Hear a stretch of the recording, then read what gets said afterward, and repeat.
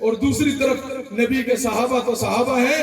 غزوہ احد میں ایک بوڑھی خاتون اپنے 4 بیٹوں کو نصیحت کرتی ہے صبح میدان جنگ میں نبی کا دفاع کرنا ہے. یاد رکھنا میں دودھ معاف نہیں کروں گی. اگر تمہاری پیٹھ پہ کوئی زخم ہوا 4 بیٹے شہید ہو جاتے ہیں, بھائی شہید ہو جاتا ہے, خامد شہید ہو جاتا ہے. حفیظ نائب کہتا ہے یہ عورت 80 سال کی بوڑھی عورت میدان کا رخ کر رہی ہے. ایک صحابی کہتے ہیں بیٹا شہید, دوسرے صاحب پہ پھر شہید, تیسرے صاحب پہ تیسرا بیٹا شہید. وہ کہتی ہے بیٹوں کو چھوڑو, خامد اور بھائی کا چھوڑو, مجھے بتاؤ میرے نبی کا کیا حال ہے. حفیظ نائب کہتا ہے کہ اماں نے کہا چلی تھی ایک ضعیفہ جستجوے حال کرنے کو, کسی اچھی خبر کا بڑھ کے استقبال کرنے کو. گئے تھے جنگ میں اس کے برادر اور شوہر بھی, لٹا دیے تھے اس نے جو فرزندوں کے گوہر بھی. ملے رستے میں ان سب کے شہادت کے پیام اس کو, سناتے ہی سناتے جا رہے تھے خاص وام اس کو.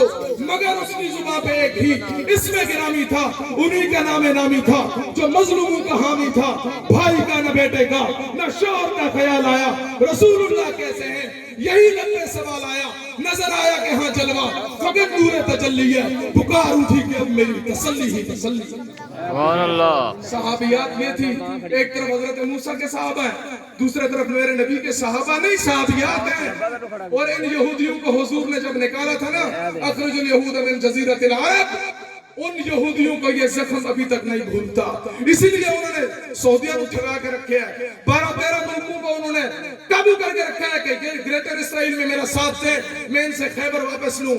یاد رکھنا میرے نبی نے فرمایا جب تک ایک لشکر دنیا میں جہاد کرتا رہے گا اور اس لشکر کی خوبی یہ ہوگی نہ اسے سخاوتیوں کی سخاوت روک سکے گی, نہ ظالم کا ظلم روک سکے گا. وہ میدانوں میں لڑتے رہیں گے یہاں تک کہ امام مہدی اور حضرت عیسیٰ کے ساتھی بن جائیں گے. تو کیا خیال ہے, امام مہدی اور حضرت عیسیٰ علیہ السلام کے ساتھی بنیں گے؟ ہاتھ اٹھا کے بنیں گے. مسلمانوں سنبھل جاؤ, سنبھل جانے کا وقت آیا. بہت سوئے رہے, اب ہوش میں آنے کا وقت آیا.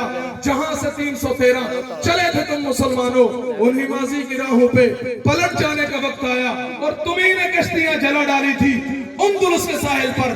مسلمانوں اٹھو, باطل سے ٹکرانے کا وقت آیا ہے. مطالب بہت پر وقت دعا کچھ کہہ نہیں سکتا.